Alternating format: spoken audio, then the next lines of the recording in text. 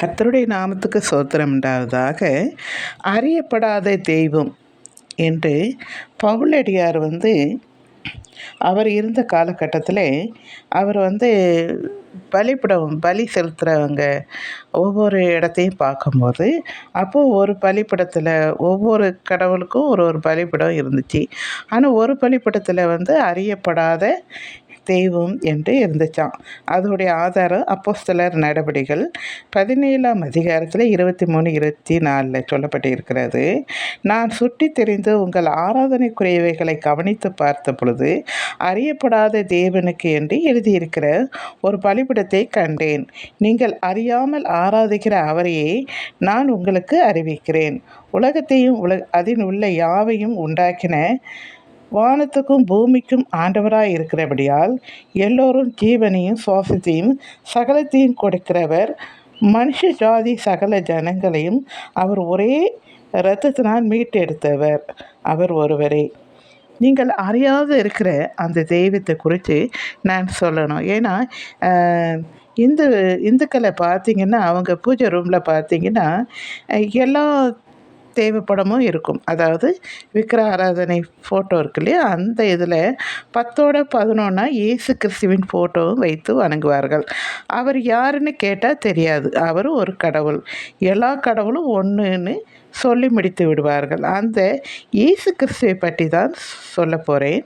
1 தீமோத்தேயு 1:15 பாவிகளை ரட்சிக்க கிறிஸ்து உலகத்தில் வந்தார் என்கிற வார்த்தை உண்மையும் எல்லா அங்கீகரிப்புக்கு பாத்திரமானது. அவர்களின் பிரதான பாவி நான். அப்படி இருந்தும் என்னை தேடி வந்தார் நித்திய ஜீவனை அடையும்படி.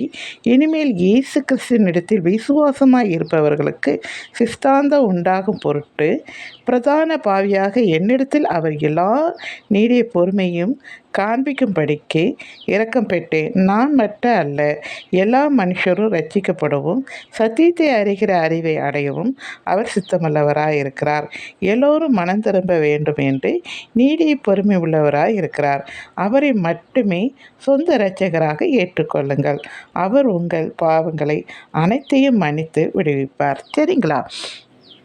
அறியாமல் உள்ள காலத்தில் அவர் காணாதவர் போல் இருந்தார். இப்பொழுதோ மனம் திரும்ப வேண்டும் என்று எங்கும் உள்ள மனுஷரை எல்லோருக்கும் கட்டளையிடுகிறார். இப்போ உலகம் ஃபுல்லாக பார்த்திங்கன்னா நிறைய கிறிஸ்தவர்கள் இயேசு கிறிஸ்து ஏற்றுக்கொள்ளுங்க, அவர் உங்களுக்கு பாவத்திலேருந்து விடுவிப்பார், இப்படி மனம் திரும்புங்க, பரலோக ராஜ்யம் சமீபமாக இருக்குன்னு ஒவ்வொரு வீடுகளையும் நோட்டீஸ் கொடுக்கறது, இயேசு பற்றி சொல்கிறது, மெசேஜ் இப்போலாம் நெட்டில் ஃபோனில் பார்த்திங்கன்னா நிறைய ஊழியக்காரங்க பேசுகிறத பார்க்குறோம். நான் இயேசு கிறிஸ்துவை பற்றி எனக்கு தெரியவே தெரியாதுன்னு சொல்கிறவங்க ரொம்ப கம்மி. அதாவது படிப்பறிவு இல்லாமல் ஃபோன் பார்க்க தெரியாதவங்க தான் சொல்ல முடியும். மற்றவங்க எல்லாருமே இயேசுன்னா யார், அவர் யாருன்றது நிச்சயமாக நீங்கள் தெரிஞ்சுக்கணும் அப்படின்றதுக்காக இந்த வீடியோ போட்டிருக்கேன். நீங்கள் தெரிஞ்சுக்குங்க. அவர் தான் உண்மையாலுமே ஜீவனுள்ள தேவன். அவர் ஒருவரை, அவர் தான் மனு குலத்தை மனுஷனை மீட்பதற்காக அவர் இந்த பூமிக்கு தன்னுடைய இரத்தத்தை சிந்தி நம்மளை மீட்டு கொண்டார். சரிங்களா? தேங்க்யூ.